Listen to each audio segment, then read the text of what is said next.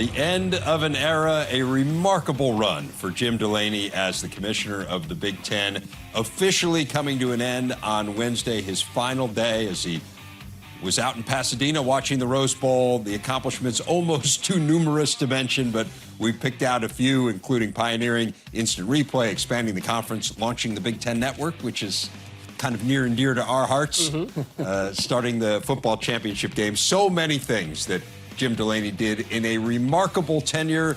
The commissioner and his successor standing by with Mike and Mace.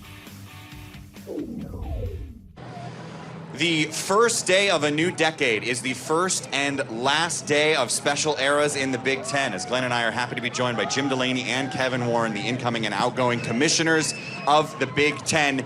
Gentlemen, give me an idea. Since the announcement was made about 6 months ago, how much have the two of you talked in the last 6 months?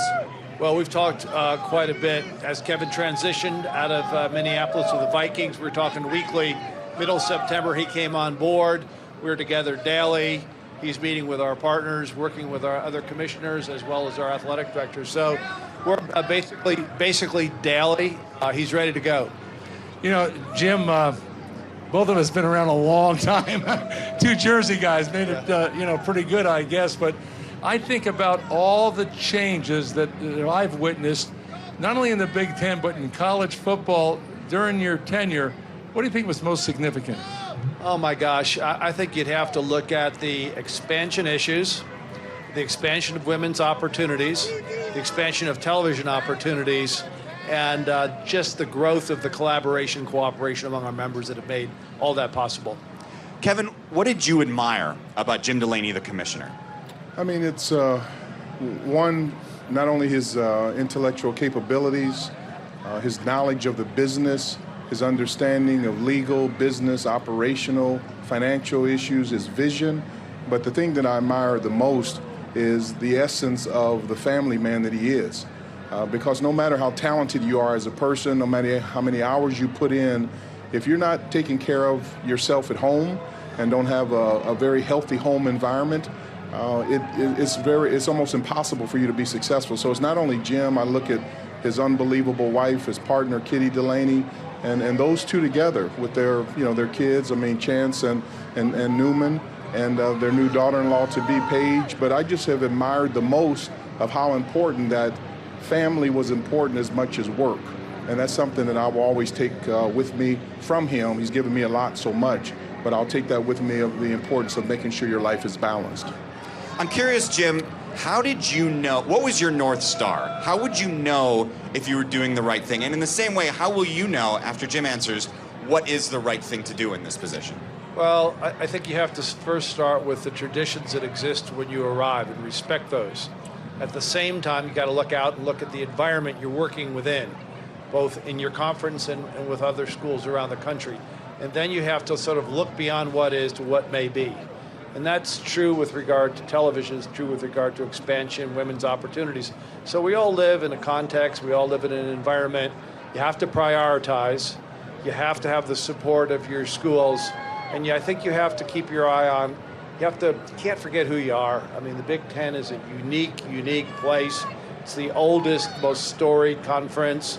They care about the student who happens to play intercollegiate athletics, but they also have to compete and work on a national level to make that work. So I would say, beginning with the tradition, keeping with the integrity, and looking over the horizon, trying to rally people to accomplish certain things to keep yourself in the most, the most positive and constructive environment.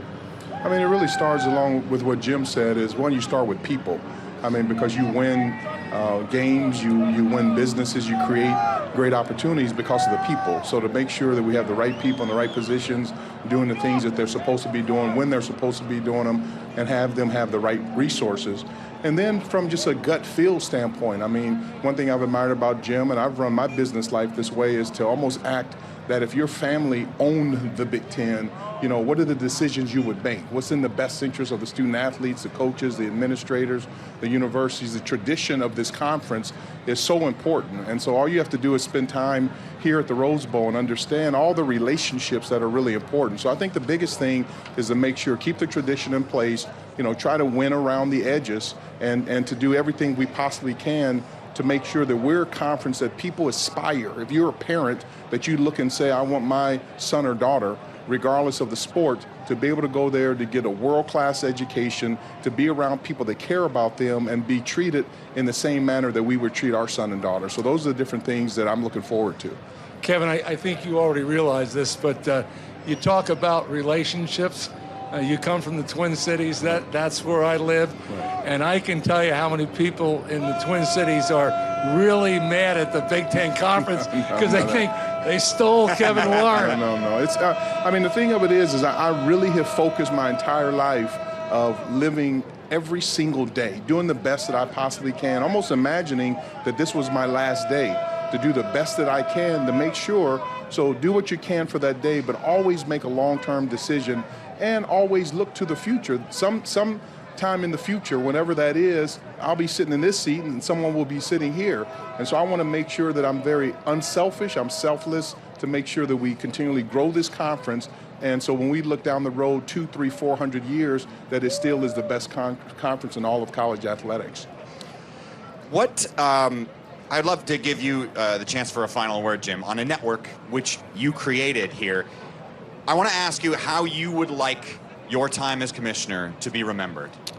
You know, that's a tough one, but I take a stab at it. I think all of us who've worked in this conference, whether they be coaches, athletic directors, university presidents, or students, are in a kind of a trustee relationship with a conference that's been around for over 120 years.